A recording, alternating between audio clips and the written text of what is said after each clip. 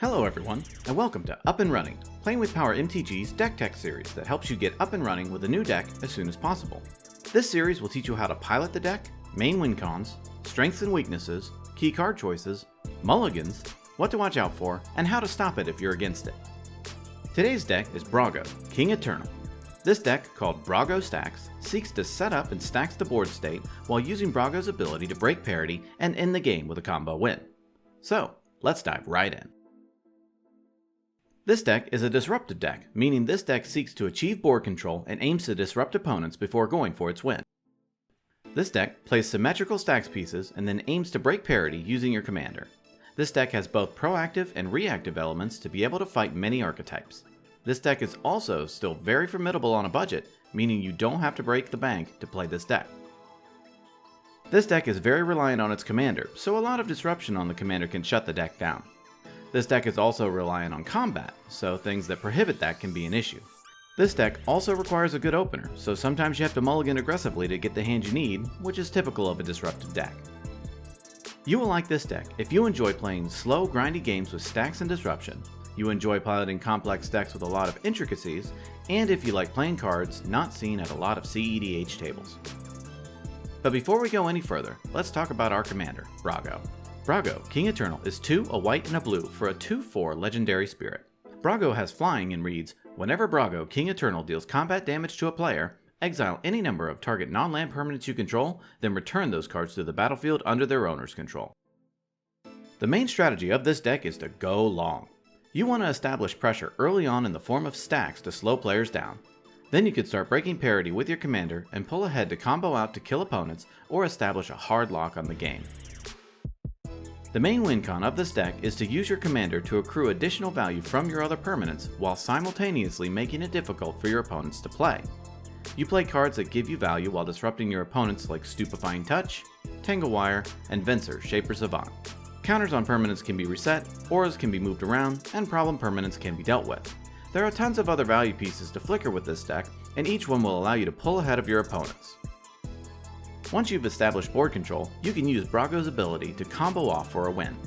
The main combo in this deck involves Brago's ability and Strionic Resonator. Once you connect with Brago, its ability will trigger. You activate Strionic Resonator to copy this ability before the original ability resolves, and choose Strionic Resonator and enough mana rocks you control to activate Strionic Resonator. The copied ability will resolve, Strionic and the rocks will bounce, and you can repeat this loop for infinite mana. You then use this loop to either flicker permanents that draw your deck, or flicker permanents that destroy your opponent's entire board state. After that, you are left with an entire board, and your opponents have nothing, and you can drop a Trinosphere or other stacks piece and win the game through regular beats. A combo to achieve infinite mana is to use Basalt Monolith in conjunction with Rings of Brighthearth. You'll need 5 mana to start. Tap Basalt for 3. Use 3 to activate the untap ability of Basalt. With the untap ability on the stack, use Rings of Brighthearth's ability to copy it. Let the first copy resolve and untap the monolith. With the original ability still on the stack, tap the Basalt for 3 again. Use 2 of that to activate Rings again. This will net you 1 colorless mana with each iteration. This mana can then be used to do things like draw your deck with Sensei's Divining Top by copying Top's second ability with Rings as well. Then there is the MVP of this deck, Tezzeret the Seeker. Tezzeret's second ability lets us tutor any artifacts in the deck and also lets us turn our artifacts into beaters. You can activate Tezzeret in your first main phase, flicker it in combat, reset its loyalty, and then use it again in your second main phase. This deck needs to aggressively mulligan as it wants to try to land Brago on turn 2 while also having a relevant stacks piece out. You otherwise want to find relevant hate pieces and get those out to start slowing the game down and start getting card advantage either by connecting with Brago or by landing a value engine. You want to focus on finding a stacks piece that is relevant to your pod. Keep a hand that has Enlightened Tutor so you can find a mana crypt and cast Brago on turn 2. You are looking for early disruption and ways to cast Brago. Look to cast Brago as soon as possible.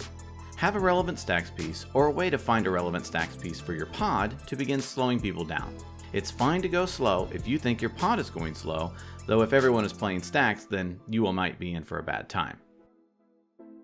Now that we have Brago and stacks out, we want to begin breaking parity with him.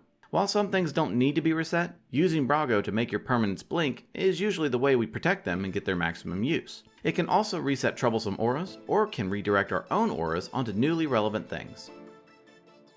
We have gone late and have established a lock that our opponents realistically can't escape. Ideally, they will concede.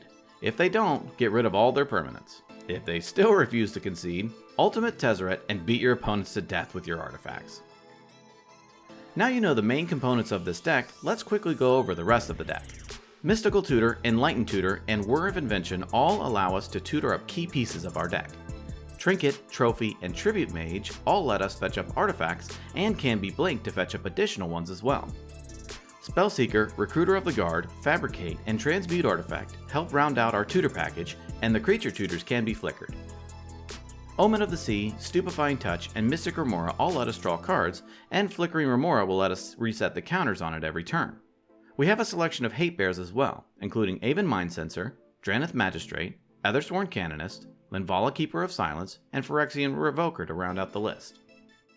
We have some enchantments that we can use with Brago's Flickering ability, including Parallax Wave and Oblivion Ring. Other Stax enchantments include Rest in Peace, Aura of Silence, Grasp of Fate, Stasis, and Back to Basics.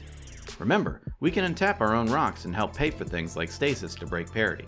We have a full suite of mana rocks available, including Chrome Mox, Mox Diamond, Mox Opal, Mana Crypt, Mana Vault, Soul Ring, Arcane Signet, Azorius Signet, Felwar Stone, Talisman of Progress, Grim Monolith, and Arkham's Astrolabe. Astrolabe can also be used to filter your colorless mana into colored mana when going infinite with Brago. Some Stax artifacts include Curse Totem, Pithing Needle, Sphere of Resistance, Static Orb, Tangle Wire, Tritosphere, and Winter Orb.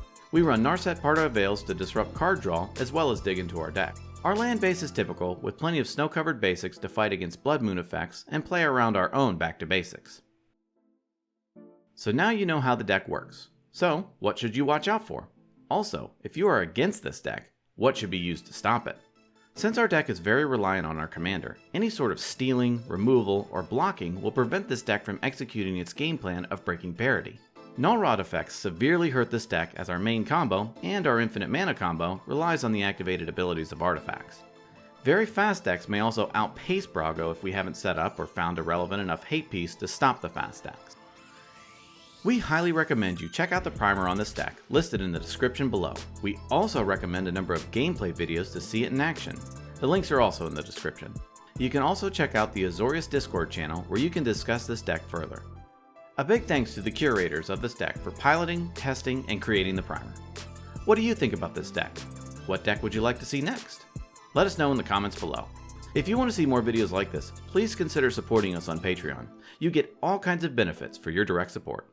Thank you so much for watching, and we will see you next time.